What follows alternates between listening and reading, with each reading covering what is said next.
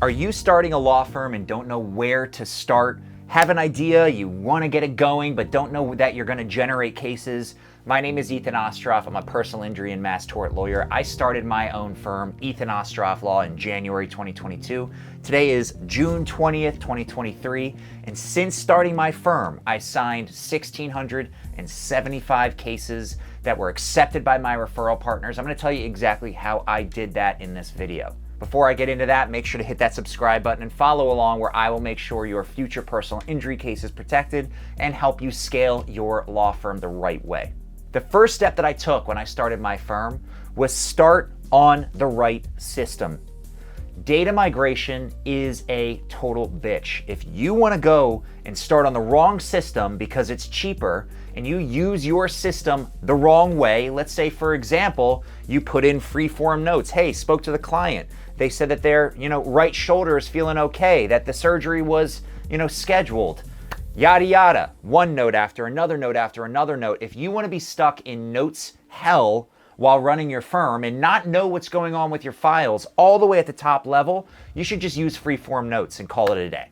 If you'd prefer to have some sort of reporting mechanism that, let's say that someone said a surgery was recommended, shouldn't you have a way to have that revalue your case instead of, knowing that that case didn't have a surgery recommended? How are you putting that information in your system? On day one, when you start your firm, you need to be starting on the right case management system. I started on Litify. Litify has intakes and matters built out. In my first month on Litify, I generated 7 leads.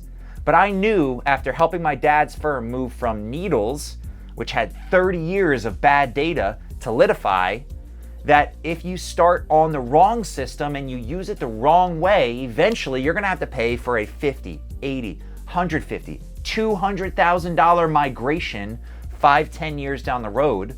But if you just simply start using your systems the right way, you won't deal with that paralysis when you really are in scaling mode and generating more cases than you can handle. Rule number 1, start your firm on the right case management system.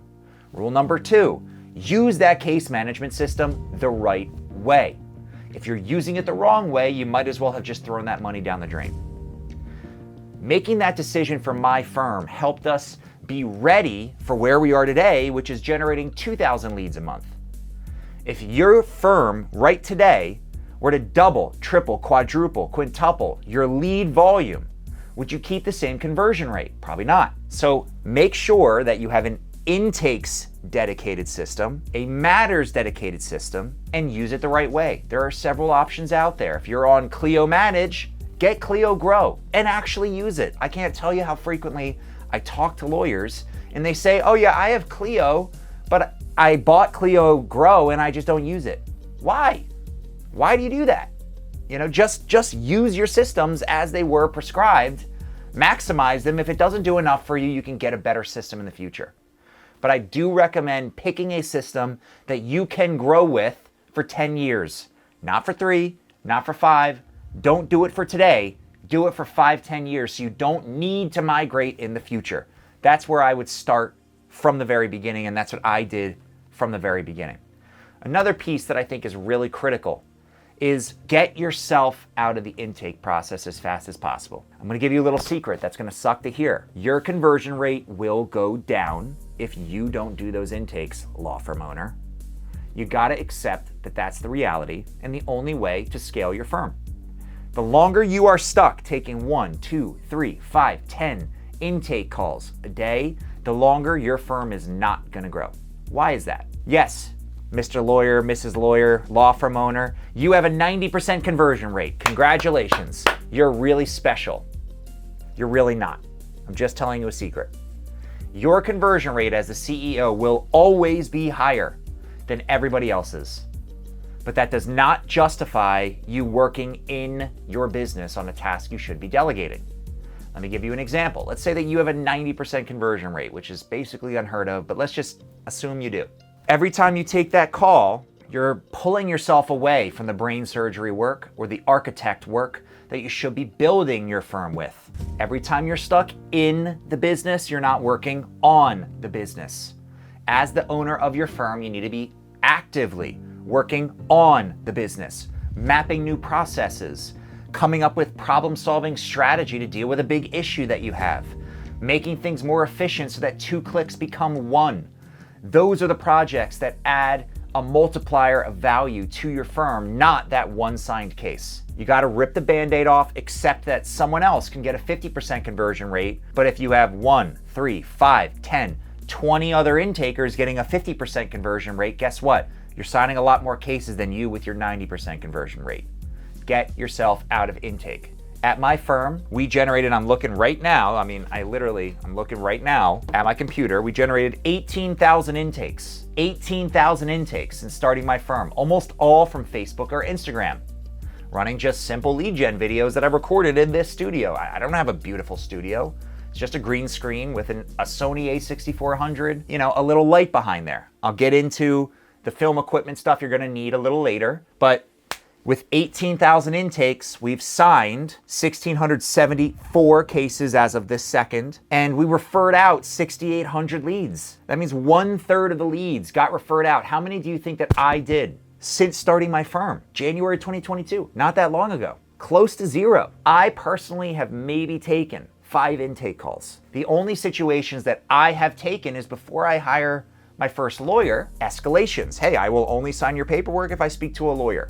Okay, fine. If that situation actually happens, which I'm gonna be honest with you guys, it's not nearly as frequent as you think, that's a situation that you need a lawyer for escalation. Other than that, start with your systems the right way. Consider using them the right way so you're actually spending your money on this product that you just bought and getting value out of it. Number 3, get yourself out of intake. Number 4, which I haven't gotten to yet, really consider the opportunity on Facebook or Instagram ads. Since starting my firm, about 95% of my 18,000 leads have come from Facebook or Instagram ads. Simple ads. The way that I run these ads is through a concept which I call misconception marketing.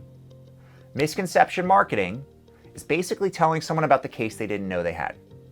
For example, you may not realize this, but your cancer is from that CPAP machine you've been using your whole life that was just recalled. You may not realize this, but your cancer is from using Roundup, your non-Hodgkin's lymphoma. When you educate someone about the case they didn't know they had, you hit them in the top of the funnel before they go research. On Facebook and Instagram, that's where they are. It's a passive viewing base. If you want to run TikTok ads, good luck if you're in personal injury. I've gotten banned a few times.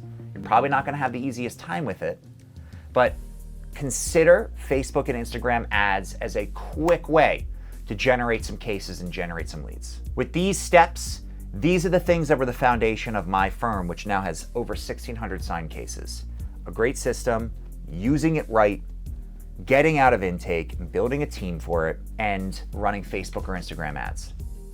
The last piece that is uber critical is your follow-up. How good are you following up with your leads? Do you follow up once? Do you follow up twice, 3 times, 4 times? At my firm, we follow up 15 times, ideally every other day.